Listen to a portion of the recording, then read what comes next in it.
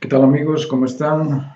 Vamos a explicar un poco acerca del ser humano, de este compuesto dual trinitario. Nosotros somos una dualidad trinitaria, tenemos capacidades e instintos, esa es nuestra dualidad, nuestra originalidad es que somos uno. Yo soy Martín, tú eres tú, el otro es el otro, somos uno dual trinitario.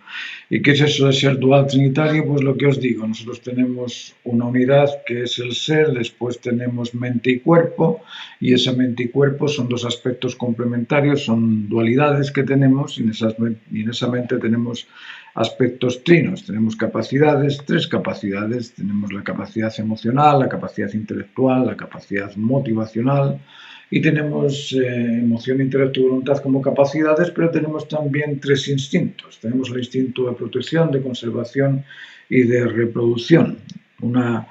Nuestra parte interna es una mente consciente, por llamarlo de alguna manera, nuestra parte externa es una mente refleja, por decirlo de alguna manera. Tenemos emoción. ¿Tú tienes emoción? Sí, yo también. ¿Somos sensibles? Sí, somos sensibles. ¿Captamos necesidades? Sí, captamos necesidades. ¿Tenemos ciertas sensaciones? Sí, tenemos muchas sensaciones, claro que sí. ¿Tenemos instinto de protección? ¿Nos protege alguien? ¿Nos protege algo? ¿Hay alguna naturaleza en nosotros que cuando vamos a meter el dedo en el fuego nos dice cuidado? ¿Hay alguna naturaleza en nosotros que cuando nos dice parece que hay un ruido extraño, te sientes inseguro? Existe, ¿no es cierto? Luego tenemos un instinto de protección y tenemos también esa capacidad sensible de captar las sensaciones, de exponer sentimientos, esperar a ver si alguno ha tenido la misma sensación para que ese sentimiento realmente se pueda comprender, porque si la persona no ha tenido la sensación de un terremoto, nunca va a comprender la sensación de un terremoto, por mucho que tú trates de infundirle la sensación que produce un terremoto. Es lo mismo que pretender que el hombre sepa lo que es la convulsión o lo que es esa sensación de parto. Imposible, no hemos tenido esa experiencia. Luego tenemos emociones, sí, tenemos sensaciones, tenemos un instinto de protección que nos protege y es distinto. Es distinto el instinto de protección que nos produce un estado de alarma, un estado de alerta, un estado de ¡hey, cuidado! Y que nos llega como sensación, lógicamente, a la sensación en sí de captar esa necesidad de huir o de escaparse, de protegerse. Luego tenemos emoción y tenemos instinto, tenemos intelecto y tenemos también un instinto de conservación. Por un lado tenemos la comprensión de la razón, podemos analizar las cosas y descubrir cuál es el porqué y el para qué de este objeto, y cuando sabemos cuál es el porqué y el para qué, resulta que tenemos ya la comprensión del qué. ¿Por qué? Porque el qué va a ser un producto de un porqué y de un para qué. Eso es el qué. Esto es un gorrito, y es un gorrito que uno se pone para protegerse del frío o para protegerse del calor. Eso es una razón, y la razón que justifica ese gorrito es el porqué y el para qué del gorrito. Luego tenemos intelecto, sí, tenemos la capacidad de razonar y tenemos también esa habilidad que llamamos inteligencia, que es ese aparato compuesto por el criterio, que viene a ser algo parecido ¿cómo diría yo?, al derecho civil, al derecho consuetudinario, al derecho eh, penal, que es el código. El código, frente a ese código al que llamamos a nivel intelectual, llamamos criterio, se comparan mediante el fiscal, que vendría a ser la duda, y el defensor, que vendría a ser el credo. Entre el credo y la duda empiezan a justificar, a analizar, a discernir, y finalmente lo comparan con el criterio y dicen, bueno, me convence o no me convence. Esa es la atribución de la inteligencia. La inteligencia es esa capacidad de inducir y deducir mediante el discernimiento entre una cosa y otra. Y de ahí, en base a la comparación con nuestro criterio, se razona si es convincente o no es convincente esa razón a la que se llega. Luego tenemos un intelecto y tenemos también el instinto de conservación. ¿Y qué nos dice el instinto de conservación? Bueno, pues nos dice que tenemos que alimentarnos, tenemos que hidratarnos, y lógicamente tenemos que cobijarnos, y de eso se encarga el instinto de conservación, además de motivarnos a hacer ejercicio y a descansar. Es decir, el instinto de protección nos protege de aquel peligro inminente o de aquella situación de riesgo. El instinto de conservación nos pide alimentarnos, hidratarnos y lógicamente, ejercitarnos o descansar y cobijarnos. Eso es lo que nos dice el instinto de conservación. Pero además de eso tenemos la voluntad como capacidad de crear, como capacidad de responder mediante algún tipo de expectación. Si tengo la expectación a disfrutar de un beneficio, eso motiva la voluntad por conseguirlo. Y tenemos también el instinto reproductor. ¿Y qué es el instinto reproductor? Vemos que por un lado la voluntad es creativa y el instinto reproductor también es creativo. ¿Por qué? Porque origina. Origina mediante el gene. Origina, origen al gene de originar y de generar, que sería lo opuesto a generar. Generar es generar, producir algo, y degenerar es romper esa producción o impedir esa producción o producir algo que no está realmente adecuado, que no es lo que conviene.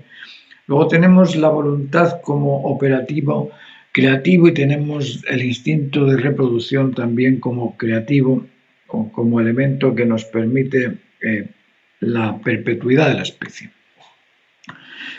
Por otro lado, somos seres virtuosos. Nosotros en el arte, sobre todo, buscamos esa habilidad que nos destaque, que nos saque de eso que es ordinario y nos transforme en extraordinarios. Y para eso el dominio de las virtudes es fundamental. ¿Y cuáles son las virtudes? Tenemos 3 virtudes, nada más. Las virtudes son servidores custodios de algo.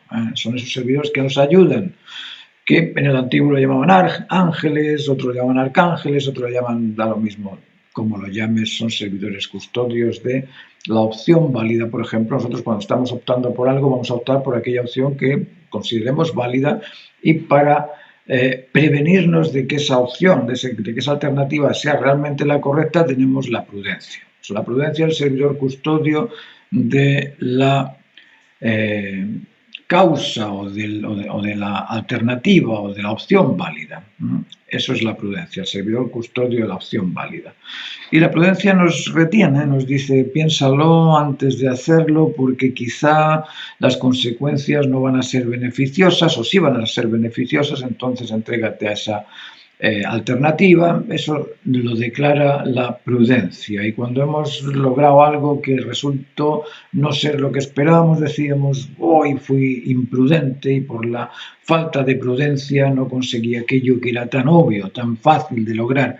Pero por eso necesitamos tener control y dominio sobre la virtud de la prudencia. Ahora tenemos otra virtud, que es la firmeza.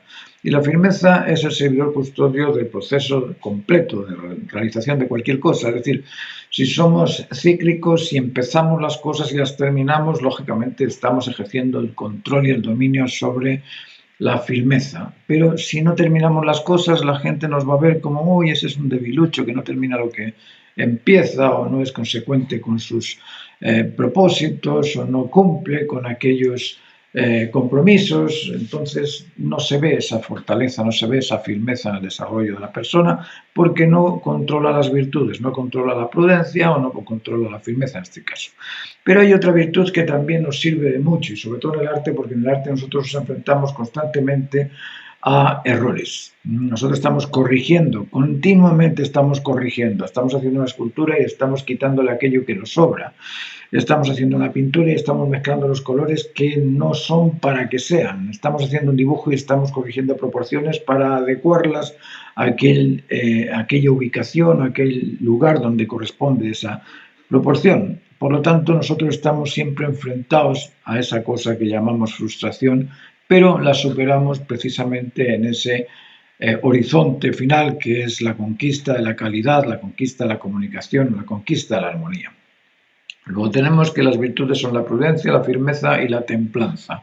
Y la templanza es ese servidor custodio que nos permite asumir las diferencias y seguir nuestro camino. Es decir, yo veo algo, me encuentro con alguien que está llevándome la contraria por alguna razón y yo sé que la razón la tengo, entonces si me lleva la contraria me callo, me espero y le convenzo después, seduciéndole con afecto, persuadiéndole con la razón o motivándole con lo ejemplar, y de esa forma la persona no tiene cómo alterarme en ese sentido cuando muestra una diferencia o cuando ves a un diferente. Luego, la templanza nos permite ajustarnos en las diferencias.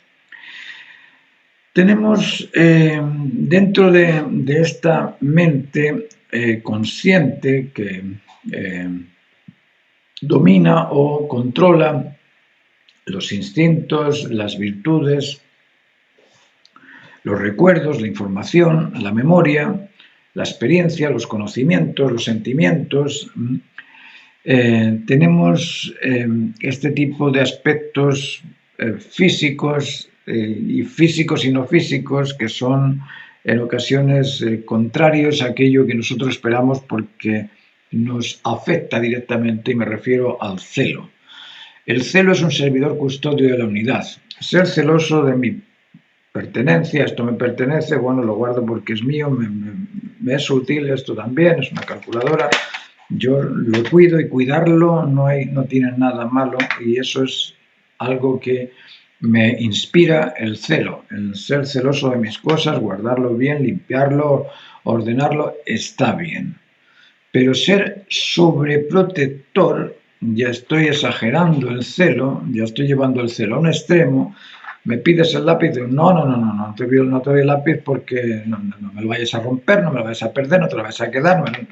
Ahí estoy excediéndome porque, bueno, si confío en ti, tú confías en mí, usa el lápiz. Pero estoy mostrándote una actitud sobreprotectora. Estoy cuidando mis cosas, guardándomelas para que nadie las vea, las oculto, y me muestro con esa actitud de sobreprotección. O simplemente me oculto, tú me lo pides y yo pienso en otra cosa, miro para otro lado y no te hago caso y te muestro ser indiferente. También estoy siendo celosamente excesivo. O me muestro arrogante intelectualmente y te doy un sermón para que entiendas por qué razón no te presto yo a mis cosas, y te muestro una actitud arrogante. Estoy siendo celoso también. O estoy siendo ignorante y resulta que te ignoro, soy una especie indiferente, pero te ignoro. Me dices algo y yo te contesto algo distinto. Me pides algo y yo te respondo cosas diferentes. Bueno, ahí también estoy siendo celoso de mi protección, de mi conservación, de mi integridad. Y estoy mostrándote una actitud que es anormal. Esos excesos o carencias en el celo, en la protección, cuando son excesivos, cuando son extremos, pues crean trastornos. Trastornos en la convivencia, trastornos en el comportamiento, trastornos en el convencimiento, y esos trastornos a la larga nos dejan un tanto al margen de la relación porque el otro se da cuenta de que no le estás beneficiando, no le estás respondiendo, no le estás siendo útil, y por lo tanto el otro va a dejar de verte. Bueno, estos son algunos aspectos que tenemos que ir madurando en este desarrollo del artista, porque nosotros queremos ser virtuosos en el dominio, en el control de los procedimientos técnicos, del dibujo, de la pintura, de la escultura, del grabado, de la fotografía, de la arquitectura, de todas estas cosas que muestran habilidades artísticas y que se muestran cuando hemos conseguido ejercer el control y dominio de las virtudes, del celo, los instintos, y esas tres cosas son importantes. No sé si queda alguna duda, si lo he explicado bien o necesitáis de algún tipo de interés particular en algunos de estos temas que os vengo hablando, pero si os resulta interesante esto, podéis participar de las clases online que estoy ofreciendo sobre los procedimientos técnicos del dibujo y de la pintura, y además no solamente los procedimientos técnicos. Si para hacer una cosa de calidad necesitas una mente de calidad, es imposible pedirle a un vulgar ordinario que te haga algo extraordinario. A no ser que cambie esa persona y se transforme mentalmente en extraordinario, no lo va a lograr. Lo único extraordinario que puede lograr un vulgar ordinario es hacer algún error extraordinario. Y eso puede pasar. Y puede pasar cuando ese ordinario ocupa posiciones de liderazgo. Bueno, os dejo hasta aquí. Muchas gracias.